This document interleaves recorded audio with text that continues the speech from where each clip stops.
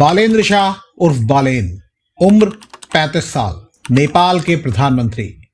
नेपाल की सियासत में बालेन शाह को उम्मीद का नया सूरज बताया जा रहा है। रामनवमी के दिन पीएम पद की शपथ लेने वाले बालेन शाह ने कई नए रिकॉर्ड बना दिए हैं। वो मधेश इलाके से ताल्लुक रखने वाले नेपाल के पहले प्रधानमंत्री हैं। वो नेपाल इतिहास के सबसे युवा प्रधानमंत्री हैं। बालेन शाह पारंपरिक राजनेताओं की तरह नहीं है। वो रैपर थे, काठमांडू के मेयर बने, जेन जी आंदोलन के बाद हुए बदलाव की लहर पर सवार होकर वो प्रधानमंत्री बन गए हैं। बालेन शाह बाकी मधेसियों से उलट भारत को लेकर तीखे बयान देते रहे हैं, लेकिन भारत को भी उनमें एक उम्मीद दिखी है। प्रधानमंत्री नरेंद्र मोदी ने बालेन शाह को बधाई दी है। पीएम मोदी ने क्या कहा है और क्या बालेन शाह के आने से भारत और नेपाल के रिश्ते मजबूत होंगे, ये हम इसी वीडियो में आगे बताएंगे। पहले बता दें कि बालेन शाह ने शुक्रवार को यानी शपथ लेने के दिन भी संकेत दिया कि कम से कम अभी वो बाकी नेताओं से अलग हैं।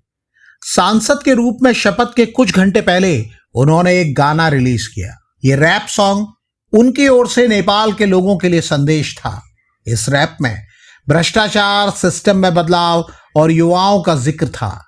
बालेन शाह ने कहा कि एकता ही उनकी सबसे बड़ी ताकत है और इस बार इतिहास बन रहा है। बहुत से लोगों को लग रहा है कि नेपाल में अब पुराने दौर की राजनीति खत्म हो चुकी है। जानकार दावा करते हैं कि बालेन शाह की जीत कोई मामूली जीत नहीं है। बालेन शाह की पार्टी राष्ट्रीय स्वतंत्र पार्टी यानी आरएसपी ने 5 मार्च को हुए चुनाव में वो कर दिखाया जिसकी उम्मीद पारंपरिक दलों को नहीं थी।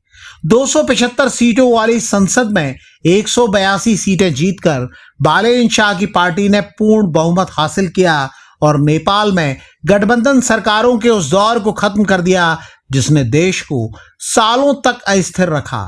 तब कार्यवाहक पीएम रही सुशीला कार्की ने भी माना कि अब देश का भविष्य वाकई युवाओं के हाथ में है। बालेन शाह और उनकी पार्टी की आंधी में नेपाल के दिग्गज धुरंधर और पूर्व प्रधानमंत्री केपी शर्मा ओली अपनी झापा 5 सीट तक नहीं बचा पाए। वहीं शेर बहादुर देउबा जैसे पुराने चेहरों को भी करारी शिकस्त का सामना करना पड़ा। हालांकि पुष्प कमल दहल प्रचंड किसी तरह अपनी सीट बचाने में कामयाब रहे, लेकिन उनकी पार्टी की पकड़ पूरी तरह ढीली हो गई। बालेन शाह की ख्याति अब मधेश क्षेत्र, काठमांडू और नेपाल से बाहर निकलकर पूरी दुनिया तक पहुंच चुकी है। वो स्ट्रक्चरल इंजीनियर हैं और नेपाल के सबसे मशहूर रैपर भी। काठमांडू के नरदेवी इलाके में जन्मे बालेन शाह ने भारत के कर्नाटक में पढ़ाई की है। 2013 में एक रैप बैटल जीतकर वो युवाओं के पोस्टर बॉय बन गए। काले चश्मे और काले ब्लेजर वाले उनके लुक और बलिदान जैसे गानों ने उन्हें घर घर में मशहूर कर दिया। लेकिन उनकी असली ताकत तब दिखी जब 2022 में बालेन शाह निर्दलीय चुनाव लड़े और काठमांडू के मेयर चुने गए। उनकी इस कामयाबी ने बहुत से लोगों को हैरान कर दिया। नेपाल की राजनीति के जानकार कहते हैं कि बालेन शाह का प्रधानमंत्री बनना एक और वजह से ऐतिहासिक है। वो मधेश क्षेत्र से आने वाले देश के पहले प्रधानमंत्री हैं। मधेश यानी नेपाल का वो तराई वाला इलाका जो भारत के उत्तर प्रदेश और बिहार की सीमा से सटा हुआ है। यहाँ रहने वाले मधेसियों का भारत के साथ रोटी बेटी का रिश्ता है।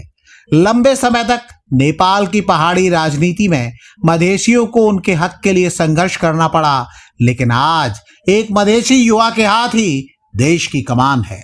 मधेसियों के साथ भारत के हमेशा करीबी रिश्ते रहे हैं, लेकिन क्या बालेन शाह के नेपाल का पीएम बनने से भारत नेपाल रिश्तों में नई गर्माहट आएगी? प्रधानमंत्री नरेंद्र मोदी ने बालेन शाह को बधाई दी है। पीएम मोदी ने एक्स पर लिखा, मैं आपके साथ मिलकर काम करने के लिए उत्सुक हूं ताकि भारत नेपाल की दोस्ती और सहयोग को हमारे दोनों देशों के लोगों के आपसी फायदे के लिए और भी ऊंचाइयों पर ले जाया जा सके। भारत नेपाल रिश्ते बेहतर होंगे ये सवाल पूछा जा रहा है तो इसकी वजह है बालेन शाह का पिछला रिकॉर्ड। उन्होंने बीते सालों में कई बार भारत विरोधी बयान दिए हैं। फिल्म आदि पुरुष के विवाद पर उन्होंने काठमांडू में भारतीय फिल्मों को बैन करने की मांग तक कर दी थी। वो नेपाल के उस विवादित नक्शे के समर्थक रहे हैं जिसमें भारतीय क्षेत्र दिखाए गए थे। जानकार बताते हैं कि नेपाल की राजनीति में नेता अक्सर भारत विरोध को लोकप्रियता का जरिया बनाते रहे हैं। वो कहते हैं कि बालेन शाह ने भी अपनी राष्ट्रवादी छवि चमकाने के लिए कई बार ऐसा ही रुख अपनाया। हालांकि सत्ता संभालने के बाद उनके सुर बदल सकते हैं। नेपाल की अर्थव्यवस्था, व्यापार और सेना की मजबूती के लिए भारत का साथ जरूरी है। भारतीय सेना में आज भी 30,000 से ज्यादा नेपाली जवान सेवा दे रहे हैं।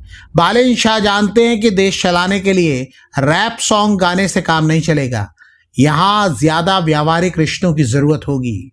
राजनीति की आपाधापी, उम्मीदों और सवालों के बीच ये भी याद किया जा रहा है कि बालेन शाह के यहाँ तक पहुंचने में बड़ी ताकत रही है उनकी पत्नी सबीना काफले।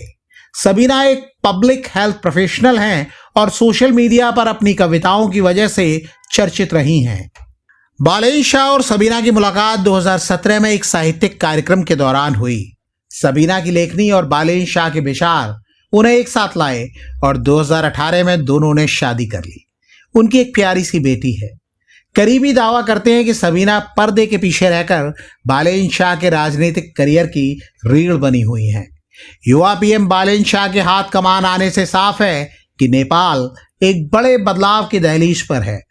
साल 2025 के जेन जी आंदोलन ने जिस तरह पुराने राजनेताओं और सोशल मीडिया पर पाबंदी लगाने वाली सरकार को उखाड़ फेंका, उसी गुस्से और उम्मीद की लहर पर बालेन शाह सवार हैं। लेकिन जानकार दावा करते हैं कि उनके सामने जो चुनौतियां हैं वो उस हिमालय पहाड़ जैसी हैं जिसकी गोद में नेपाल बसा है। भ्रष्टाचार मिटाना, 12 लाख नौकरियां देना और भारत चीन के बीच संतुलन बनाए रखना। रैपर से मेयर और अब प्रधानमंत्री बने बालेन शाह इन चुनौतियों के पार जाकर नेपाल का भविष्य बदल पाएंगे? इस सवाल के जवाब के लिए पूरी दुनिया की नजरें अब बालेन शाह पर हैं। आपको क्या लगता है? कमेंट करके हमें बताइएगा जरूर।